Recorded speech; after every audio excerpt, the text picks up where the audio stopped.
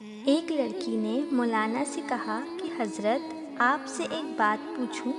مولانا نے کہا پوچھو بیٹی، کیا بات ہے؟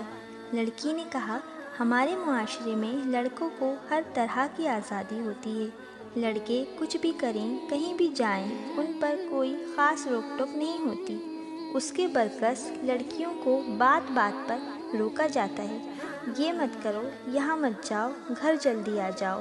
یہ بات سن کر مولانا مسکرائے اور کہا بیٹی، آپ نے کبھی لوہے کی دکان کے باہر لوہے کی چیزیں پڑی دیکھی ہیں؟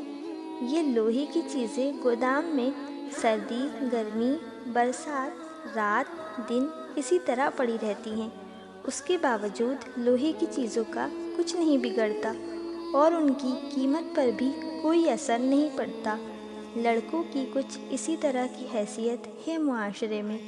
اب آپ چلو ایک سونار کی دکان میں، ایک بڑی سی تجوری میں، اس میں ایک چھوٹی تجوری، اس تجوری میں ایک چھوٹی سی ڈبی میں ریشم پر نزاکت سا رکھا چمکتا ہیرا، کیونکہ جوہری جانتا ہے کہ اگر ہیرے میں ذرا بھی خراش آ گئی تو اسے ناتلافی نقصان ہوگا۔